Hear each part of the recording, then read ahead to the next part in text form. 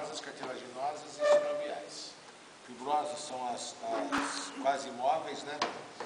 Elas estão praticamente imóveis, elas acontecem entre os ossos do crânio, e elas acontecem porque a ossificação do osso do crânio se dá em virtude da presença daquela membrana de tecido conjuntivo que serve de molde. Aqui a ossificação chama-se ossificação intramembranosa. E ela acontece em pontos de ossificação que vão irradiando, até um encontrar com o outro. Só que chega uma hora, eles, quando encontram uma ossificação com a outra, elas aprisionam a membrana que serviu de suporte. E aí resulta na formação da articulação, das articulações fibrosas.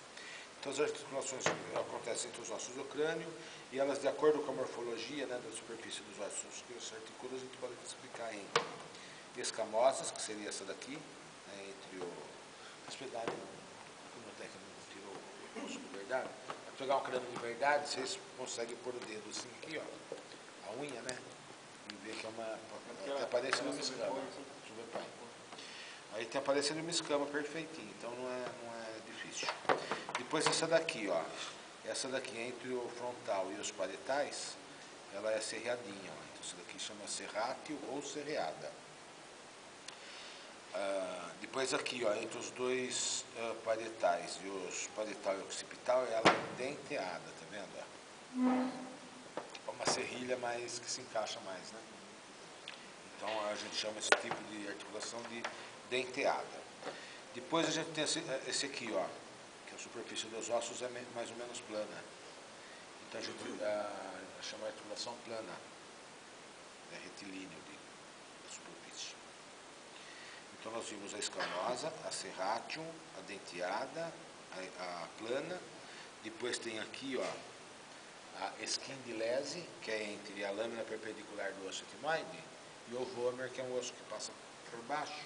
Dá para ver daqui embaixinho, assim, ó. O vômer é esse ossinho que se encaixa aqui, ó, para formar ele contribui para formar o septo nasal, né? Quando a gente for ver no sistema respiratório, nós vamos voltar a falar no vômer, na lâmina perpendicular do osso etimoide, que é isso aqui, ó. Então, quando a lâmina perpendicular chega no osso etimoide que está lá embaixo,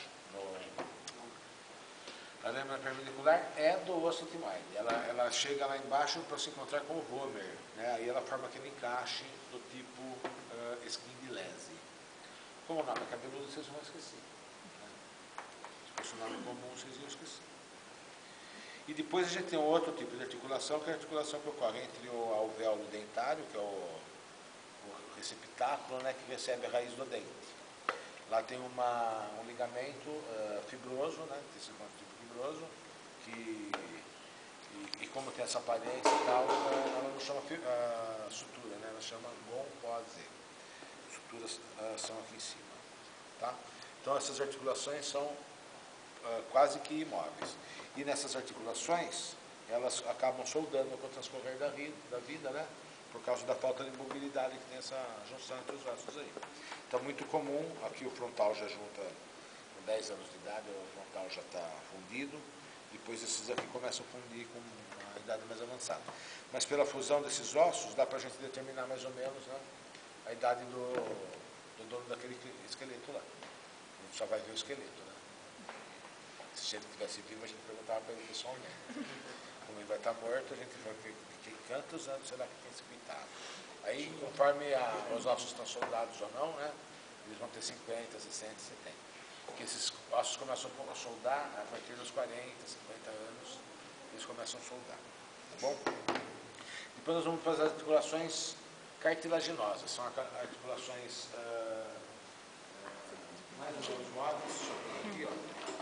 Essas articulações cartilaginosas, elas podem ser temporárias ou permanentes. No caso aqui, entre o externo e as costelas, que a gente tem entre os ossos que se articulam uma cartilagem, essa cartilagem aí é lisa, então essa daqui e ela permanece até o fim da vida. Quando está velhinho, que vai ter essas cartilagenzinhas aqui. Ela vai ter um grau de ossificação e tal, né, com o transcorrer da idade, mas ela tem a aparência de uma cartilagem, ela tem uma beleza da cartilagem mesmo no transcorrer da idade. Então, seria uma articulação cartilaginosa permanente. E a gente chama essas articulações permanentes de Aliás, é uma sincondrose sempre quando tem cartilagem hialina, né? Essa sincondrose é uma sincondrose permanente, porque ela vai permanecer até o fim da vida. Então, uma sincondrose que é passageira, que à medida que ele termina de crescer, ela cessa. Então, vamos pegar aqui o úmero, por exemplo. O úmero tem um disco epifisário que é responsável pelo crescimento do úmero em comprimento. Esses ossos longos dos dedinhos têm, o rádio albuna tem, todos os ossos longos têm esse disco epifisário. Esse disco separa dois ossos que vão se fundir para formar uma peça óssea só, que é a epífise e a diáfise, e a outra epífise aqui, epífise proximal, diáfise e epífise distal. Então, esse osso aqui tem duas articulações, uma distal e outra proximal. Depende do critério de contagem. Se eu, no meu critério de contagem, eu contar separado, isso aqui eu vou ter muito mais ossos do que os 206. Tá? Então, quando eu for contar osso, a gente tem que determinar qual que é o critério de contagem, qual que é a idade do sujeito, já falei isso bastante sabido. Tá. Vou falar você irrita. Então, essas cartilagens elas cessam, mas são hialinas, né? Então é uma sincondrose. Acontece que quando a cartilagem recebe o depósito de fibras colágenas para se reforçar, a gente chama essa articulação cartilaginosa de síntese. Ela não é mais uma sincondrose, ela passa a ser síntese, por quê? Porque ela é rica em fibras colágenas, não é mais de cartilagem hialina. Onde que tem a síntese? No disco intervertebral é uma síntese, né? Aqui na sínfise pública é uma síntese, e aqui também é uma síntese. Aliás, não é aqui a síntese, não é aqui, ó. Que se solta. Bom, essa síntese aqui também, ó, que é aquela da passagem do nenezinho, tá vendo? Ó? Ela sofre ação hormonal, né? Tanto essa cartilagem como essa articulação entre o quadril, aqui, ó, entre os dois ossos do quadril e o sacro, essa articulação aqui é sinovial, tá? Então ela tem mobilidade. Então, esses ligamentos, tudo que fixa esses ossos no quadril, ficam plácidos, né? Aí permite que isso aqui abra um pouquinho e que isso aqui se mexa, né? O sacro, ele mexe para trás e para frente. Aí, quando o pai passar o nenezinho, ele mexe para trás, isso aqui abre, então aumenta o diâmetro do lateral e o antero posterior, e o nenezinho passa. Diminui o diâmetro também da cabeça, tudo vai ajudando, né? Tudo contribui para passar que nem sabão.